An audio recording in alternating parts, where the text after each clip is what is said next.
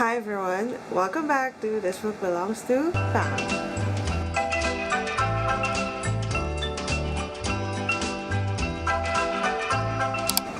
Today we are going to be wrapping up all of the books that I read in November. November was a pretty good reading month for me, not so much in the quantity aspect, but the quality aspect definitely delivered this month. Let's take a quick look at my statistics. In total, I read 7 books, and that is 1,902 pages and 19.22 hours. So definitely still in the audiobook game, which I'm really happy about. My reading this month are mostly mysterious, dark, and emotional books, which is slightly concerning, but in December I'm gonna be reading a lot of happy books, I think, so that would be balanced out.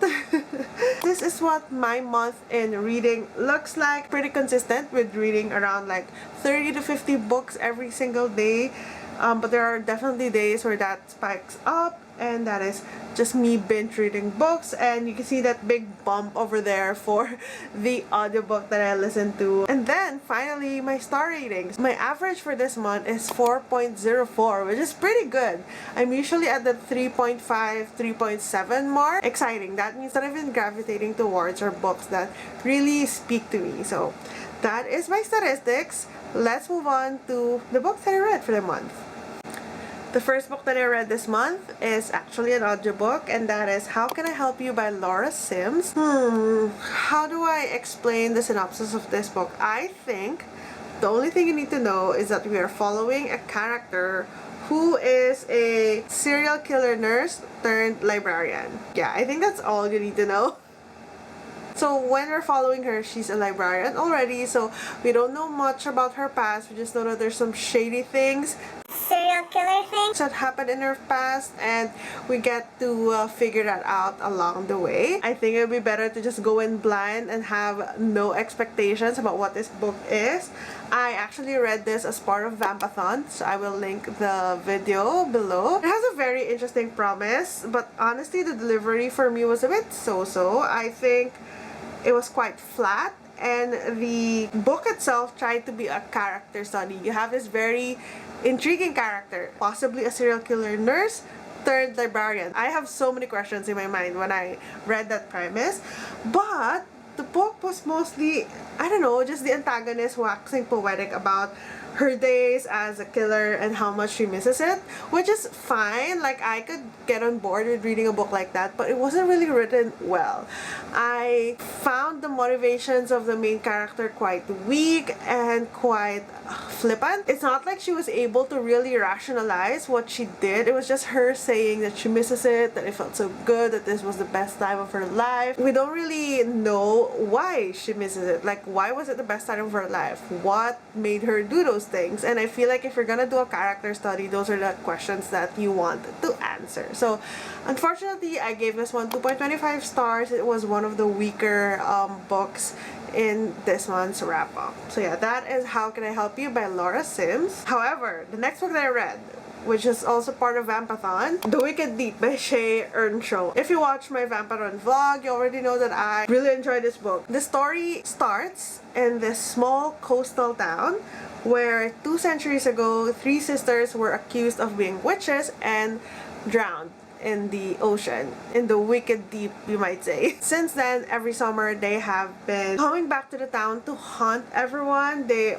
practically possess the bodies of young women and coax and seduce the young unsuspecting men into the waters and drown them, essentially. So flash forward to the present day, we are following Penny. She's like a 17-year-old girl, and she has lived her entire life in this small town. She's very familiar with the legend of the 3 Swan sisters. On the first day of the swan season, which is the period where the whole haunting and possessing and drowning happens, she meets a boy named Bo who has just arrived in the town and looking for a job, very much unaware of the town's infamous legend. So that is, I think that's all you need to know to get started with this book. I love this book so much. It has all of the elements that I want in a standalone fantasy. So you have a contained setting, writing that you can visualize, and the main character is very intriguing. The plot keeps you at the edge of your seat, and I don't know, the romance was there, but it doesn't take over the book. I just really enjoyed my time reading this, and if you think I gave this 5 stars, you guessed correctly. I highly recommend it if you're looking for a witchy book that's not super duper in the magic, not super duper in the witchiness, but just a perfect combination of all of those things with a sprinkle of romance. The Wicked Deep by Shay Earnshaw. The next 2 books are part of Jan's Patreon readathon, which was focused on classics, and that is why I have classics in my stats for this month. The first book that I read for this readathon is The Little Prince by Antoine de Saint-Exupéry. I really tried there, guys. I really tried. What is this book about? If you don't know, I'm pretty sure you do because The Little Prince is so popular. The story begins with a pilot crashing into the desert. And then the pilot, as he was trying to fix his plane, he meets a boy who he will eventually come to know as the Little Prince. Now, the Little Prince goes on to share little snippets of his life from this asteroid that he came from and how he came into Earth. Why is he in this random desert? The most impactful part for me in this book was the part where the Little Prince was jumping or like bopping around from different planets. And in those planets, he meets a person, an adult, a grown-up, who is doing this specific job. And every single one of those people are kind of like ridiculous in a way where you have this guy who is someone who writes about the world, practically the person who writes like encyclopedias and atlases. So you would think that, oh, that's such an amazing job, but apparently this person doesn't really go out. That grown-up just stays in a desk waiting for people to tell him what's out there. So he's the one chronicling all of the amazing things in the world, but he doesn't explore himself.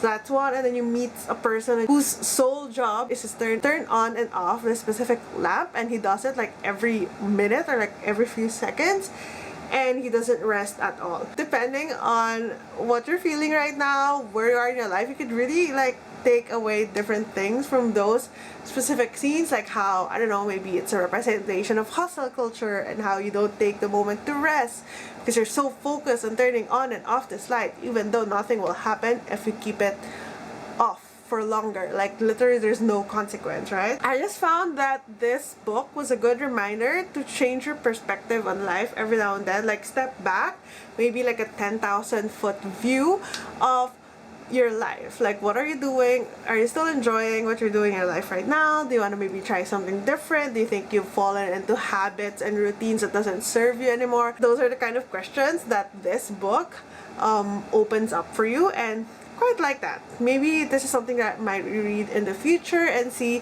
how my thoughts differ from today.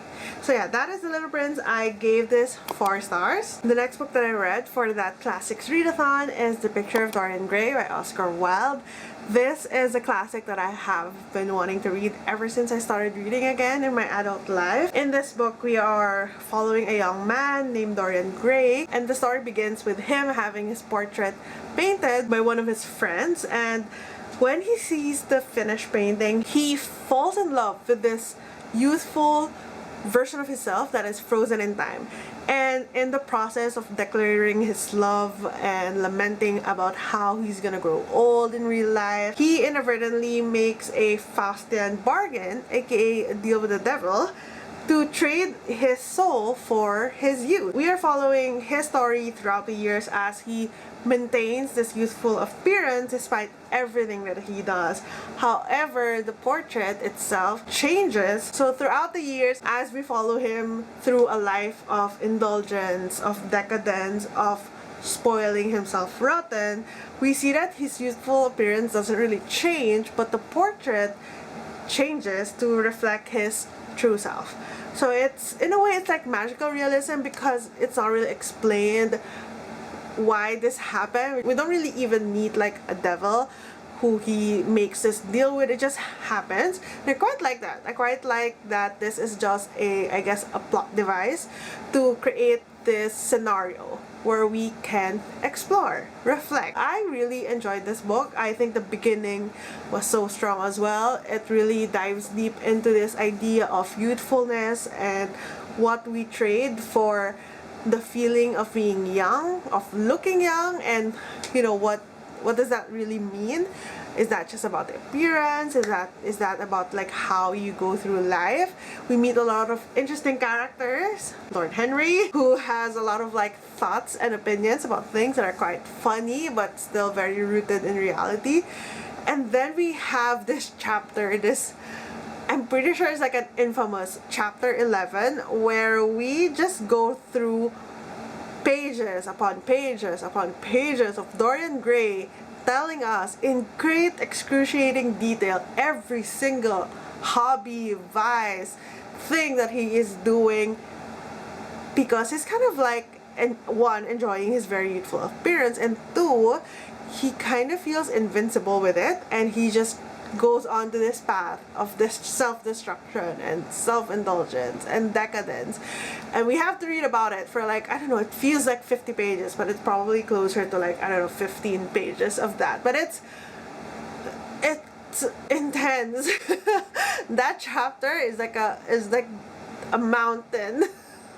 But when you get over the chapter, it goes back to this more light tone where it's easier to read, and I feel like that's really the point where you see the breadth of things that Dorian Gray goes into to try and challenge this youthful appearance of his.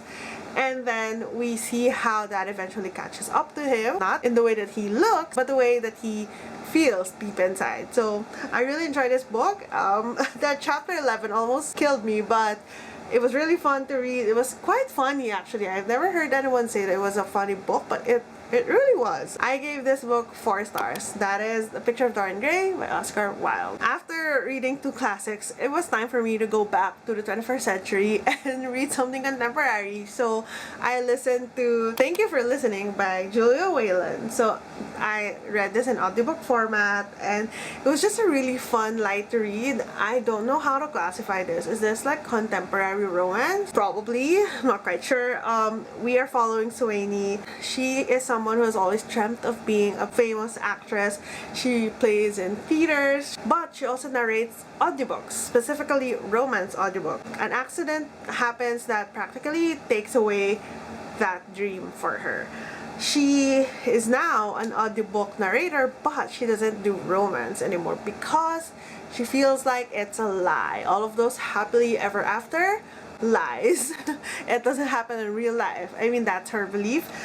And so she has sworn off romance audiobooks forever until one of her, I guess, good friends, when she used to narrate all of the audiobooks for this romance writer, she dies, and basically in her will says that she wants Sweeney to narrate this romance audiobook together with another narrator who is very popular, a male narrator who is very popular in the romance genre. And because she's gonna say no to the opportunity, especially financially, she says yes. And this just begins this whole journey of self-discovery, and yeah, it was just really heartwarming, really fun and easy to read. I really enjoyed the audiobook. Julia Whelan, the author, is also the narrator, and apparently she's a well-known audiobook narrator as well. I laughed a lot towards the end of this book. I gave this one 4 stars.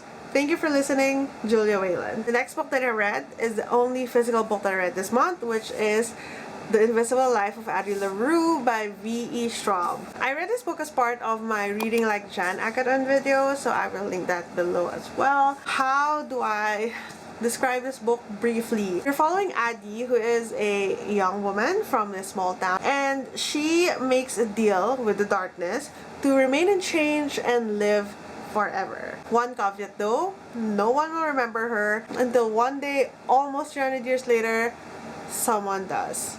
Go through my thoughts in depth in that video, but I really enjoyed this book. For some reason, it's another Faustian bargain type of plot, and I don't know why I read 2 books with that plot, but also similar, the same in the way where, you know, their faces are like unchanged, but yeah.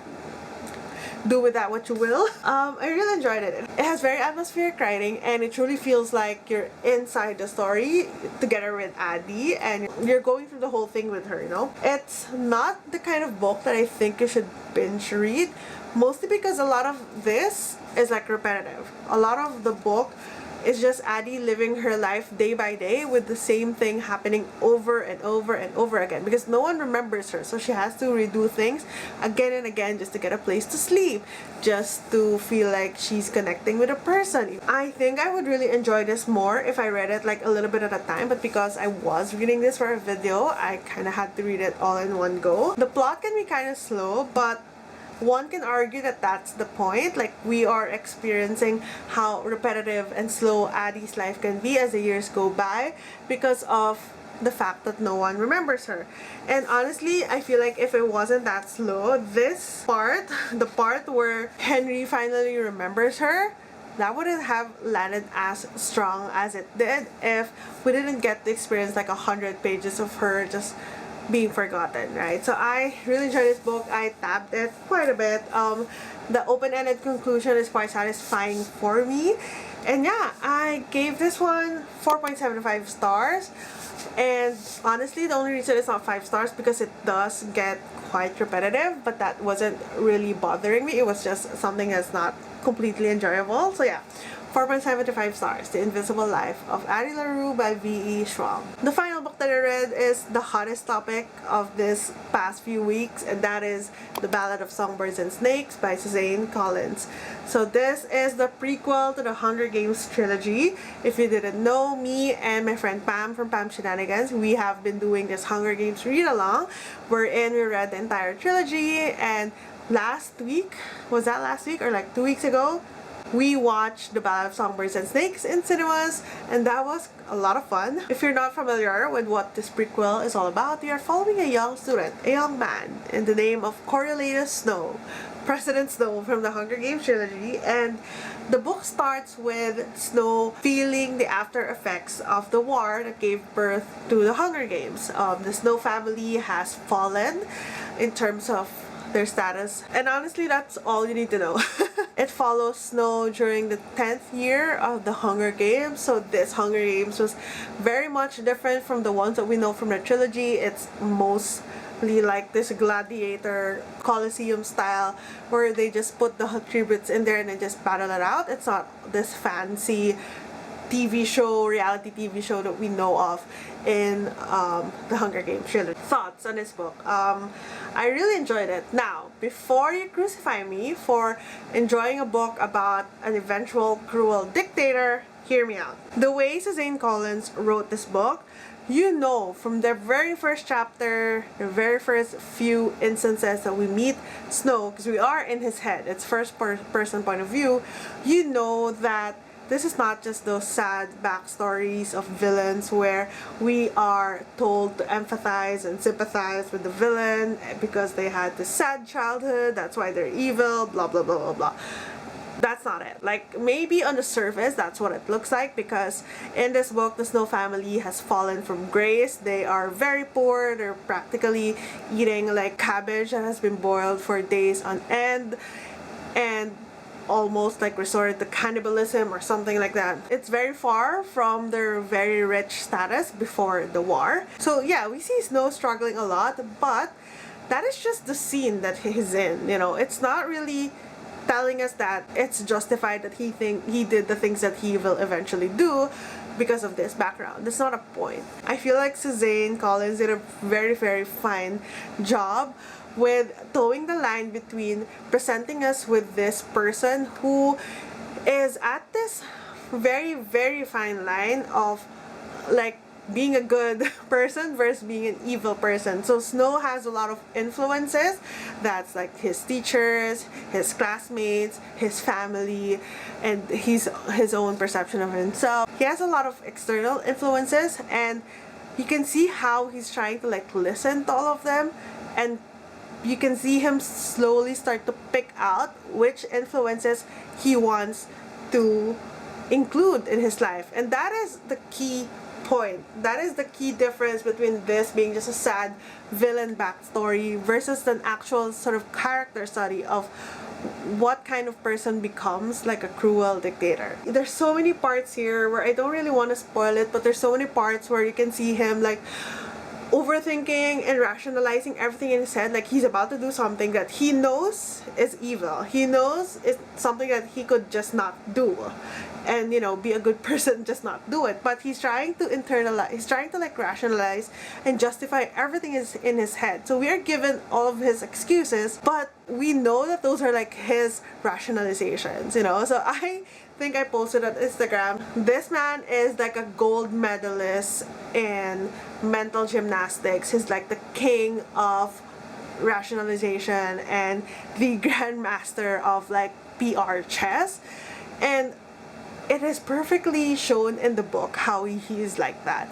And it's so interesting to see this different perspective of the games. Like it's interesting to see like the different moral questions that he had and how he eventually responded to those questions. And that is like the main difference. I think that is what made me really enjoy this book. I think if you didn't read this book because you feel like it was going to try and make us love Snow and think that he's just this sad guy, sad boy who had a sad childhood and eventually became a villain, I think you should give this book a chance. Try and read it without any expectations and it might just surprise you.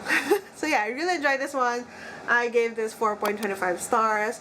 The movie though, I feel like the movie leaned more into the whole sad villain backstory, which is why I highly recommend that you read the book as well, because that just has the full picture. That is The Ballad of Songbirds and Snakes. Those are all the books that I read for the month of November. If you read any of those books as well, let me know in the comments below and tell me what you think. If you've also read The Ballad of Songbirds and Snakes, let me know if you agree with my thoughts on it or if you have a different take. I would love to read more about that because I feel like this is a very interesting topic to chat about. So yeah, that is my November reads. I hope you also had a good reading month and I wish you all the best stories and books for the upcoming month as well. Thank you for watching. I'll see you in the next video. Bye!